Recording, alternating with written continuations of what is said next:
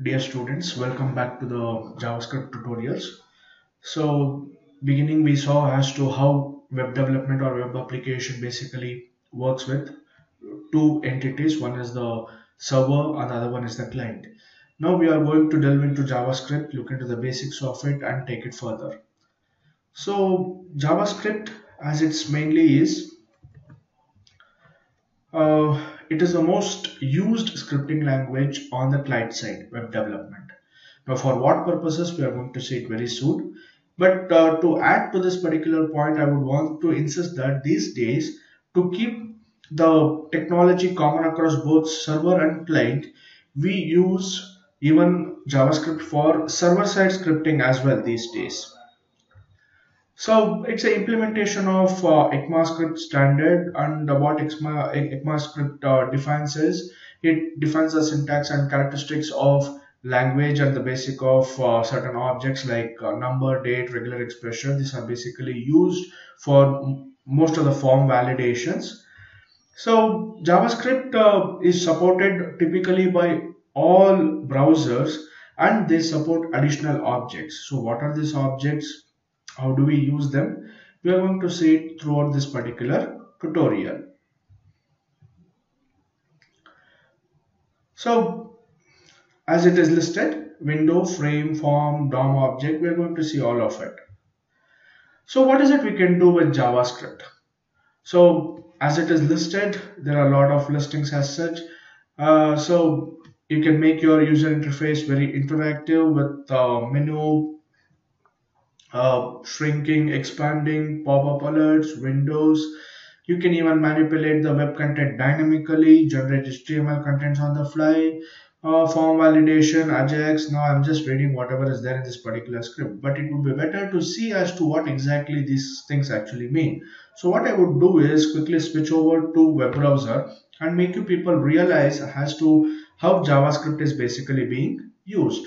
So this is the this is the browser which I'm using. All of you are aware of Chrome. So where is JavaScript running over here? Now, as soon as I start typing something, say I start typing as Java, it started with JavaScript tutorial videos because I've been searching for it the most. Okay, and Java point. So I change it to say C sharp or C++. It starts with interview questions and things like that. Okay, or I would say like I would want to go for a trip. So it says trip advisor, uh, trip factory. Similarly, whatever is with starting with trip. So how is it getting all these details? So basically JavaScript is in play. Okay, so the auto completion feature of Google is basically using JavaScript in order to get these details from the server and load it in over here so that it becomes easy for me. So that is one of the applications of JavaScript. Now if you look into the other application, now I have you might have seen this particular uh, set of fields in most of the forms which you have filled. So there would be something like select country. So when you select country, automatically you see the list of states getting changed. Okay, likewise, let us look into most familiar one, which is India. Let us see whether it has all. Yes, it has all the states of India. Similarly, if I look into the US of A, so or Uganda as such, it also lists in all the states of Uganda. I'm not sure whether it is the right list or not, but still it is very much there. Okay, so how is it this happening? This is basically happening because of JavaScript. One another thing which you people have to notice over here is all these things are done in the front end. But when I say it is done in the front end, does not mean that it is not interacting in the back end. Okay, so basically the whole list is stored in the back end. As and when you change the state, the country, okay, the list is brought in from the server and it is loaded over here. But one important thing which you have to notice is this particular page did not refresh. Okay, when I say this particular page did not refresh, the page did not submit itself and then the result was brought in and it got loaded over here. Okay, only this very small part, that is you sent in the name of the country as the question and for which you got the response as the list of states in that particular country, which you just downloaded. I mean, which you just loaded into this particular page. Okay, no major submission of the form. It takes a very small amount of bandwidth over the internet in order to get this particular job. If JavaScript was not available, of course you could have done this particular job, but it would have taken considerable amount of bandwidth in order to do the same thing. Okay, and you would have seen Gmail. Okay, Gmail uses JavaScript predominantly for most of the features. Whether it could be like you select all the unread mails or read mails, or you want to create a filter, most of it is done in the client space. Okay, finally, whenever there is time available, when there is not much of interactivity, only then there is some submission happening to the server. But most of the things are stored over here using JavaScript, using cookies, and things are maintained in the client side, so that there is least activity between the server and the client. Now let's get back to the presentation, see as to how we are progressing with JavaScript. So as I mentioned, you can generate HTML contents on the fly, very much possible. Form validation, we are yet to see. We will definitely see this as our first example. And Ajax, Google autocomplete, we saw that. Animations are very much possible using JavaScript. So I'm not the only source who is actually like providing you with useful content for JavaScript, but I'm just acting as a bridge between you to a lot of other resources through which you can actually get very interesting examples and good enough knowledge. So some of them are listed over here. Please feel free to go through with each one of them. So this is our first example, which is a very simple script. You must have seen by now how does a HTML page look like. So it has the tags HTML, you have a head part, you have a body part. Within the body part, I have a header one defined over here. Within that, if I want to define a JavaScript, this is how my language description or the format goes as. So you need to put the JavaScript in a tag named as script, and you need to mention it as type text slash JavaScript. Now, if at all JavaScript is the only script which is being used, why specifically mention it? JavaScript is mainly used, but it does not mean that there are no other scripts. Earlier, at least some time back, we had something called a JScript, which was from Microsoft, which were, we had VBScript, which was from Microsoft again. So even they were very much behaving like JavaScript, but JavaScript became so very popular and predominant that these days it's JavaScript which is leading in front.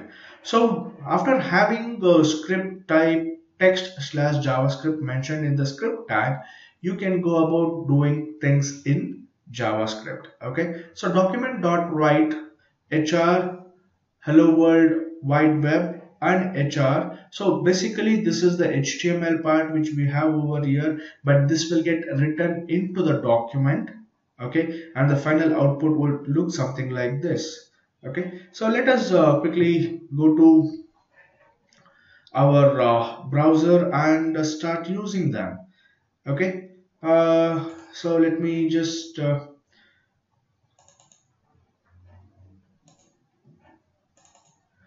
take you over to my first example, which is JS1. Let me quickly open this with my favorite browser, which is Chrome.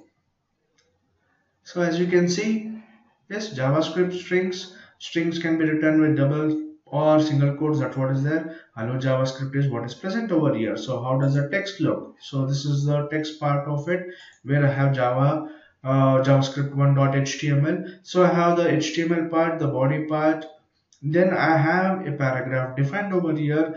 Then I'm writing a very small script, as you can see over here as I'm marking. So I have script type text slash JavaScript, and I'm writing a very small string hello JavaScript in this particular example. So when I run it, there are no surprises. It shows the content which was supposed to get printed over here. Say if I want to change it. Okay, so if I want to change it, say for example I want to make it bold. Let me try this.